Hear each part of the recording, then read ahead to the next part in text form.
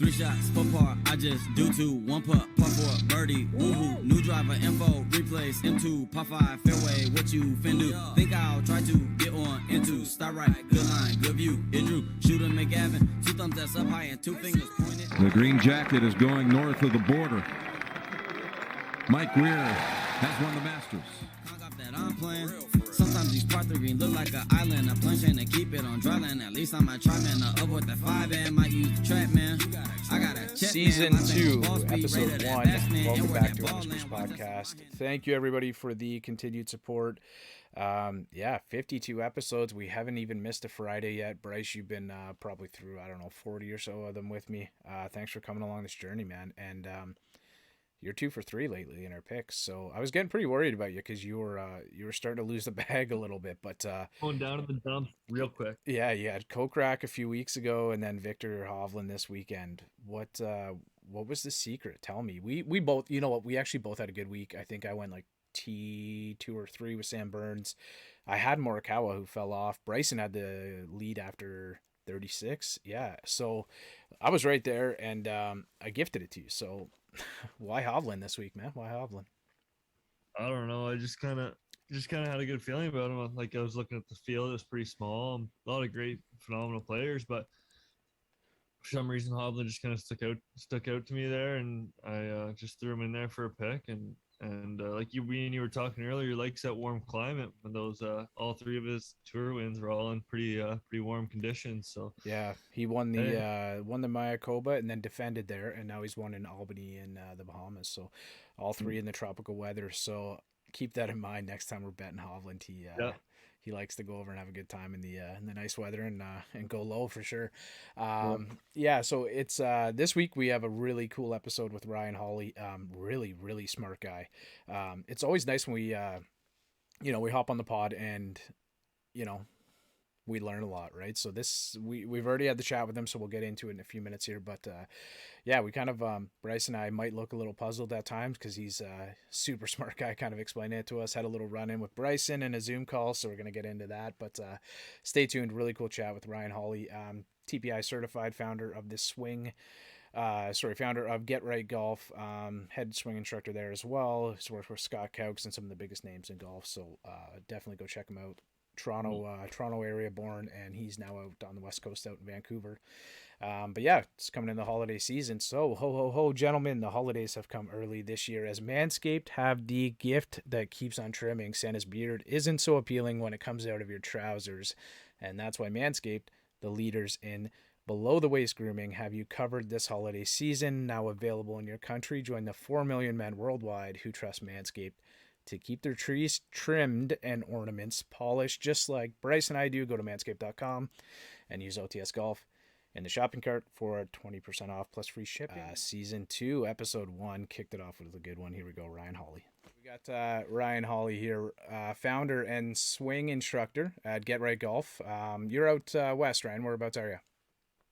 Yeah, just outside of Vancouver, a suburb called Maple Ridge, about 45 minutes east of downtown. Very cool, very cool. So you're my TPI certified.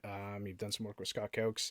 Everybody knows Scott Cowks. If you're listening to this podcast, I assume you probably know who he is. So, we just we connected a little while ago. Ryan, thanks for being patient. We've got a couple in the bank here. So, you kind of said, let's hop on, talk about the golf swing, and especially with everything that's going on with Bryson, Brooks, the match, everything, World Long Drive Championships, ground force is like the biggest topic in golf right now. So thought we'd get you on and chat about it. So maybe you can just give us a little intro about yourself, of who you are, kind of where you started. I know you started out in this area, Toronto, and then you've made your way out to Vancouver. Hopefully, we can talk about it. But if you know our friend Ziggy, we had Ziggy Nathu on a couple weeks ago. I'm not sure if you met him. Yep. So yeah, for sure. But so I sorry, go ahead. Yeah, no, hop right in. Just let us know who you are, and then we can kind of get into it.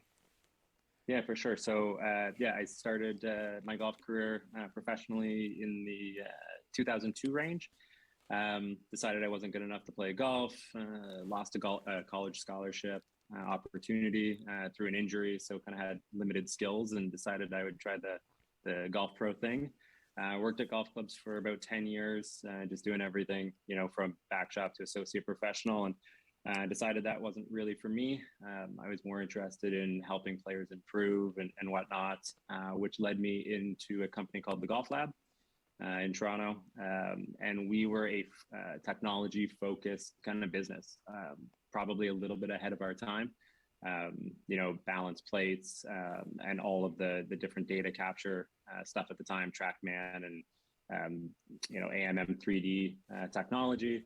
And did that for about 8 years, rebranded as Peak Performance somewhere along the way, and then decided to come out to Vancouver and kind of continue down that technology road, but incorporating a little bit more of a focus towards ground reaction forces. They're definitely the hot topic nowadays with, like you said, Bryson and Brooks and all the guys who are just hitting it an absolute mile, and figuring out, how players interacted with the ground, how those speed profiles were really on the rise. And then even more important, maybe other than speed, is to how it really acts as a blueprint for the rest of your golf swing. So being somebody that loves puzzles and figuring things out as much as I do, it kind of led me down that path to this kind of technical approach.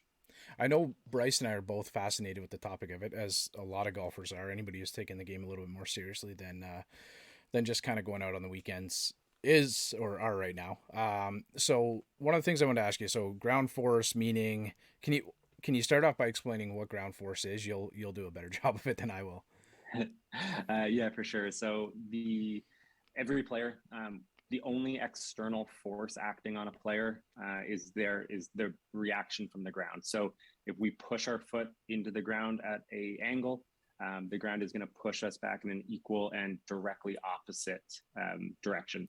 So if we push our foot directly down using, say, 200% of our body weight, the ground is going to produce an equal amount of force coming back up.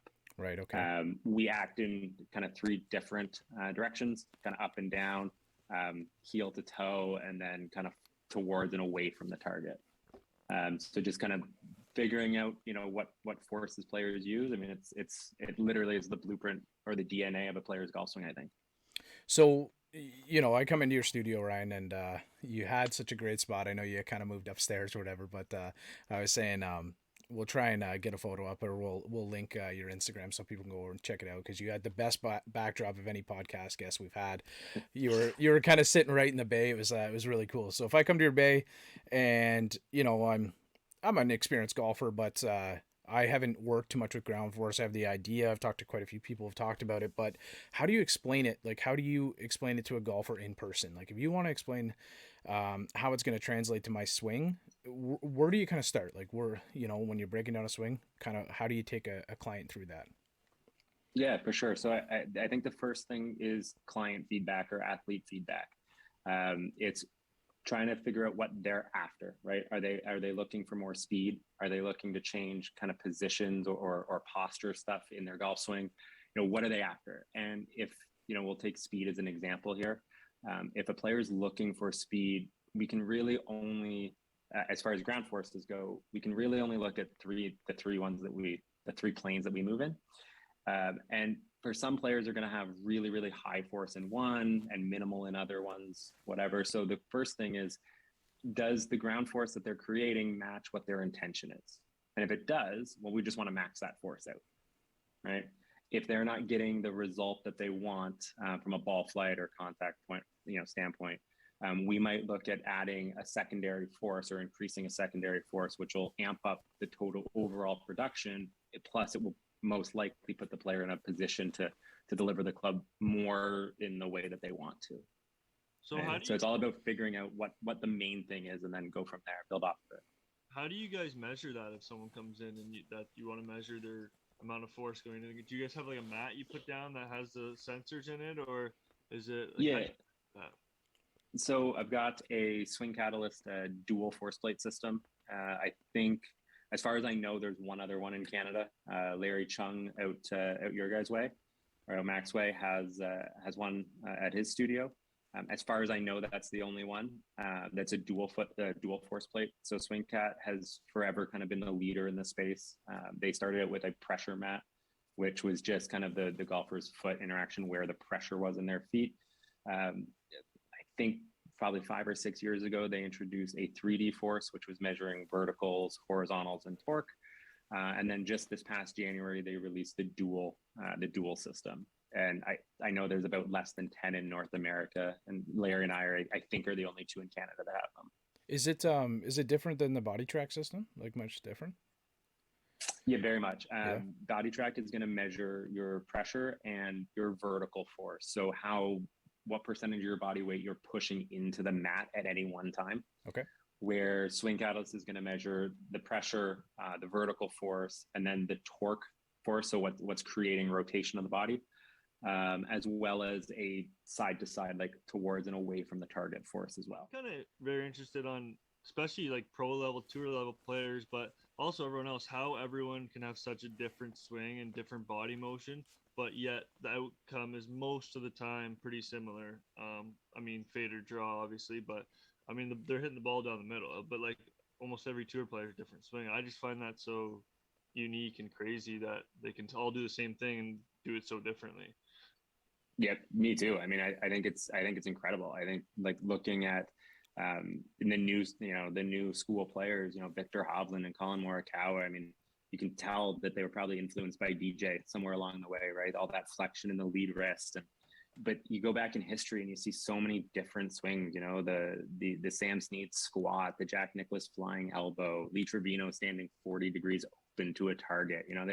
There's just so many ways to get it done, and that's kind of what led me down the path in my career now, is just like, well, why? Like, what else is a player doing to hit all these really different positions from each other, yet they're all pounding it out there, 3+ and controlling it at high speed. What else are they doing? And I think that's kind of the nice thing with technology nowadays, is we can kind of measure and see, okay, well, what are they doing different? And does that give us some ideas about, if you do X, then you need to do, the next 4 things because you do that one thing, where, if you don't do it, you probably don't need those complementary pieces.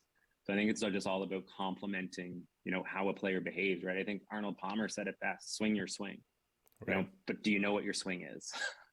That at the end of the day, I think is, an instructor's role is to help players define what they do, not create a model or the ideal swing, because I don't think that exists. But can we help a player identify what they're going to do perfectly, or have the ability to repeat at a high level? And can we help them complement and put pieces in place to help that out? So I guess that would all be changed, like based on the info that you get from like the Swing Catalyst, right? Like, so when you get that info, you collect all that data. Do you then like kind of formulate a plan for a player, or like a client that comes in?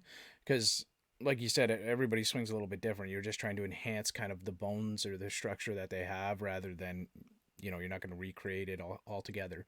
So is that the idea? You kind of collect data and make their move as efficient as possible? Yeah, I mean, my role is a little bit even more niche than that, I would say. My main day-to-day is helping coaches and players make data-driven decisions. Right. And so like for the most part, I get coaches bringing in their clients and they come with their client, or they send them in and I send them a report after. And they're really interested in how that player moves, maybe why they're making some of those moves. And then, I'll give them my interpretation of that data. It's like, hey, like these are the kind of tendencies of the player. These are the things that they do well that complement. These are the things that maybe don't work so well, that don't complement their movement patterns so well. But at the end of the day, I don't have any skin in the game when it comes to that player. So I'm not going to tell them that they have to do it this way. Right. Under the gun on the 72nd hole of a golf tournament, I don't want you thinking about, ground and reaction forces and whatnot. So it's up to the coach and the player to really develop a game plan based around a tournament schedule, or, at the club level or recreational level, around like a club championship or whatever they're peaking for, right? Whatever they're working towards, how much they want to use of that information. I mean, maybe, a small session with me, a 2.5 or 3 hour session with me, I'll give you the whole kind of, the 10,000 foot view, but a coach and a player might decide only to use the snippet of it because they've only got a month until, XY, tournament or whatever. Right. So it depends. If it's my player, the way that I typically work is I give them every single thing. That way they know what the expectation is. and then we slowly piece those pieces together. I give them the whole fabric, and then we just kind of stitch it together as we go. I think that's a big difference for me, is that, traditionally in golf instruction, and I was the same way for a long time, it would be, let's do this piece today and let's do this piece next week and the next thing. But if the player doesn't know why we're putting those together, and we don't have a full picture of what it will ultimately be and what we can expect, you see the player fall off when the performance isn't there. Yeah. If the change in takeaway isn't giving you different ball flight, are you really going to make the change to takeaway? Where if it's just a small piece of a bigger puzzle, I think you're probably more likely to stay with it. Bryce, let me hop in there for a second. So you just talked about takeaway, and I've looked on your IG page, your socials a little bit, Ryan, and I know that you'd worked with a couple of guys from the PGA Tour Canada. So the top player on the PGA Tour Canada this year, Callum Davidson, is a cross-handed golfer. So it just kind of popped into my mind when you mentioned the takeaway. Now, obviously, he still gets the job done, and like we talked about, many different players delivering the club in a different way, having similar results. Would that be like, have you ever seen a cross-handed player? Would that be something that would translate much different on the Swing Catalyst mat, or like in your data? To be honest, I don't know. I didn't get a chance to test Callum. I saw him up on the range. We chatted for a second, but that was about the extent of it. Yeah. I would say that the biggest thing that would change via cross-handed grip would be the wrist release angles. Like Okay. if you're a right-handed player and you get that left hand really down on the grip, like underneath your right hand, the ability to radially deviate or hinge upwards, I think is going to be crazy limited. Right now, I haven't tested a player through that. And as far as the swing cat, the ground stuff goes, if we can't load the golf club through our wrists, right, which would be kind of my hypothesis about what a cross-handed player would do, it would be really hard to do that. We're probably going to see a very different movement pattern. Right. We're probably not going to see a lot of a glide or sliding type of motion, because they're going to have a heck of a time locating that low point. Yeah, that's again, hypothesis, but I would think so. It's super unique and probably doesn't really, like entail to anybody's golf swing that's listening right now. It's very, very unique. I just thought like the top player in Canada this year was cross-handed, and it just kind of popped into my head when you thought about takeaway and how he gets the job done. Sorry, go ahead, Bryce. Yeah, that's just to add on to that. That's insane. Yeah. I've tried to hit a couple balls cross-handed, just kind of having fun in there. It's not easy. No, at all. No. Absolutely not. But kind of back to you teaching. So you're more or less not trying to make a perfect swing out of a golfer. You're more or less taking what they're comfortable with and just adding pieces to that puzzle, correct? For sure, just making sure that the pieces fit. So like the best analogy I can kind of use is, if I'm building Legos, right? I played with Legos when you were kids, probably, right? Yeah. If I buy 3 sets of Legos and I follow like the instructions perfectly for all 3 sets, I'm going to end up with 3 different Lego sets, right? And they're all going to be built perfectly. They're going to be exactly what I want. Mm-hmm. But if I take all that Lego and just pile it onto a table and just start building, I'm probably going to end up with something that looks like crap. Mm-hmm. I think the same thing happens in the golf swing, right? So we take from all these different sources, right? We take from George Gankis or Mark Blackburn or, Jeff Smith and the guys at Course Kings or whoever, right? Whoever's doing a lot of online content. And it's not that their information is wrong or bad, but it might not apply to you. And it might not, even if it applies to you, it might not work because of these other pieces in your golf swing that you've already put into place. So for me, it's just identifying, how does a player use the ground? How can they move? That TPI background. How does a player move? Where are the limitations? Does it match up? How does a player release the golf club, in 3D space and time? And can we create this picture for the player, this puzzle for the player, where all the pieces make sense? That's what I find interesting, less so than being a coach, right? Like I'm the farthest thing from a coach that you can get. I'm not really invested into the way a player scores. I try to find answers for the player to the questions that they think will make them a better player. So if somebody thinks, hey, I want to hit it farther, I want to get to 120 miles per hour club head speed because I'm only at 115, and I think that added yardage would provide an easier path. Well, I can teach you how to swing it at 120. Do you need it? I don't know. That's a coach's responsibility to put it into play, right? So I'm not really invested into the outcome. I'm just invested into the information, making sure they have the right info and applicable info for them. Is there a lot of common I don't want to say denominators, but is there a lot of common things that you see when somebody comes into the lab or into your bay that you think that you can, or that you kind of notice that a lot of players have in their movement that you need to kind of have them tweak or move or help them be a little bit more efficient with? Yeah, I think there's some stuff. I mean, depends on the type of player that you're looking at, right? So if Right. you're good at, if you're good enough to have made it onto the PGA Tour Canada or Corn Ferry Tour or wherever, you're a good player. You've got really good movement patterns. We just want to identify some potential leaks in those swings. Okay. I would say the biggest thing that holds that recreational players do is they're far too static over the golf ball. That would be number one. I want to get players moving into the ground, their feet kind of constantly moving. I want to see big counter movements before they start swinging the golf club, because what that helps us do is it creates more energy into the system early, which allows us to get more out of it, down around impact where it matters.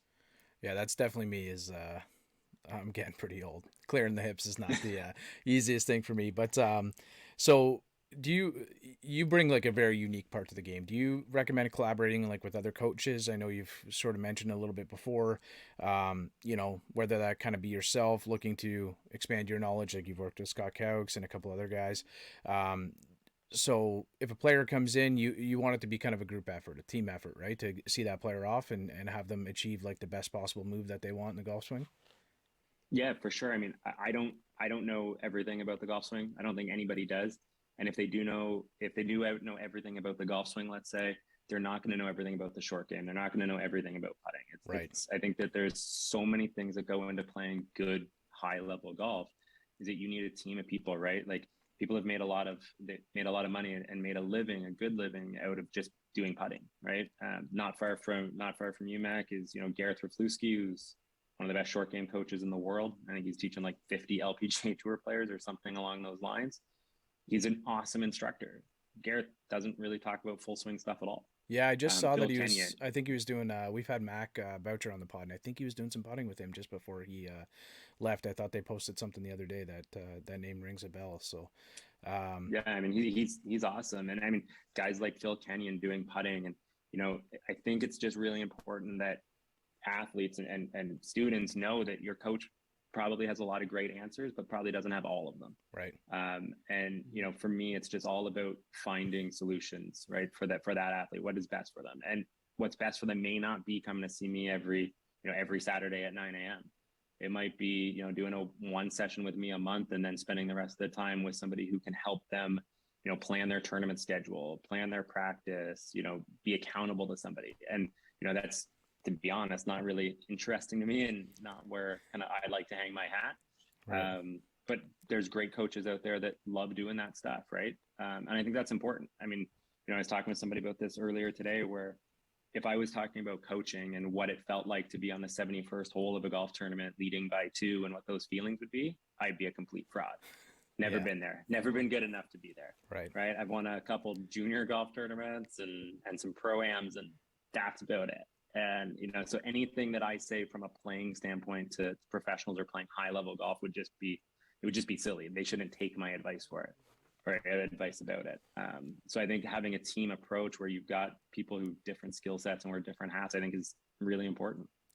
Bryce, we got to get you on one of these mats. I don't know. I'm intrigued. I got to see this data. I got to see Bryce on one of these things. Before we let you go, Ryan, can we talk about, you had a little run in recently with Bryson. Can we just talk about it quick before we let you go? Yeah, for sure. So I was on like a webinar with a guy named Dr. Kwan down in Texas. Dr. Kwan's probably the leading biomech guy in the world.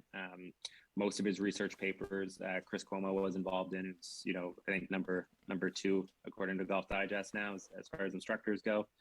And I think there was about 7 of us on the call, and after a long week of mathematical equations and nonsense, one of the guys on the call was a guy named Mike Davis, who is Chris Cuomo's assistant and was working at Chris's, his living room lab. And at the end of the call, Bryson kind of hopped on to say hey to Dr. Kwan. And I think Dr. Kwan wanted to give him some advice about his golf swing. Telling him he didn't like some of the pieces in it. Yeah. But I wasn't quite privy to that end of the conversation. But yeah, I know he hopped on and said hello. Looked like he was getting a good sweat on up in Cuomo's place. So like usual. yeah, no kidding. He's a beast, man. I think he's in for a pretty good season this year. I think so. I was following this Instagram page or a thread the other day, and somebody was talking about how bad his putting was recently and stuff, and how he like shanked 3 putts in a row from inside 15 feet, and he's a terrible putter from 10 to 15 feet or whatever. I looked up the stat on PGA Tour, and he's ranked 3rd. I was like, come on. And like, I think it was 2020, he was the first guy to lead strokes gained off the tee, as well as strokes gained putting. Like, I don't know. I think what he's doing for the game is good. It's intriguing. It's definitely intriguing, man. Yeah, I think so. And I mean, you look at the putting stuff, right? And we make these like judgments because we watch golf for 2 hours on a Sunday. Yeah. You know what I mean? And he misses a couple putts, but when you look at the big sample size, I mean, you can't outpace math. You know, and just because you missed a few putts that you maybe could have made or should have made probably just means that you're going to make more the next week. Yeah. You know, it all balances out. Yeah, for sure. Yeah, Max, back to what you said about me on the mat. I don't even know how much I use my legs, man. I literally think it's just all my arms and being lanky and when you were talking about the vertical swing, I kind of actually thought about Bryce because it's very much like an upright, but I don't know. You just have like your hand position is just so good, though. I think you kind of make up for it. But yeah, I don't know. We got to get you on one of these things, Bryce, and check it out. That'd be sweet. Anyway, yeah, I'd love to see the numbers on that. I mean, if you're hitting at 340, I'd love to see it. Like that's serious distance. That's going after. That's not my stock. Like that's going after. Yeah. I do that. Got to go after it every time, man. Every time. if you're hitting driver, you're going after it. That's the rule. For sure. If you got a driver in your hand, you got to be swinging it. I like it. It usually happens. I don't really care too much if I shoot 72 or 82, so I usually just go after it. But, no other way. Anyways, Ryan, if people want to get a hold of your socials and check out your content, maybe want to tell us your Instagram or if you're a Twitter guy and give us your handles. Yeah, for sure. It's all the same stuff. Instagram and Twitter is grg_Ryan. Emails ryan@getrightgolf.com. Kind of check out. I mean, I do find Instagram incredibly hard. Producing content because I do think it's so variable. Players, I don't know how you should take the club away from the golf ball. I don't know if it should be hooded or toe up. I don't know if you should have flexion or extension at the top of your golf swing. I don't know. We need info from the player. There's so many ways to get it done. When I do see people on Instagram posting about, oh, you should do it this way or this way, I'm like, maybe you should. I don't know. Yeah, exactly. There's a million ways to put together a puzzle for a player. For sure. And there's one specific one, I think, for each player that's going to be kind of their most optimal. And if we can get to the bottom of that, then it's pretty easy. Well, if anybody's looking to get a hold of you, Ryan, that could use some help in their golf swing, just scroll below. I'll link everything in the bio below, and just reach out, whether that be through Instagram, Twitter, or anywhere else we can get a hold of you. I appreciate you coming on. You know a lot about the golf swing, and have left a lot of maybes. So if you have any questions in your swing, go reach out to Ryan Hawley. Thanks a lot, man. Really appreciate it. Awesome. Thanks, guys. Thanks for having me. It was awesome. Is out in my ball in the course where I tee up. I lose the ball and I re-up. I miss a fairway, I probably end up in the ocean or maybe the beach. And I'm on a par 5 and I'm finna go reach it. Second was blind, I ain't see it. Feel like it might be an albatross. Worst case scenario.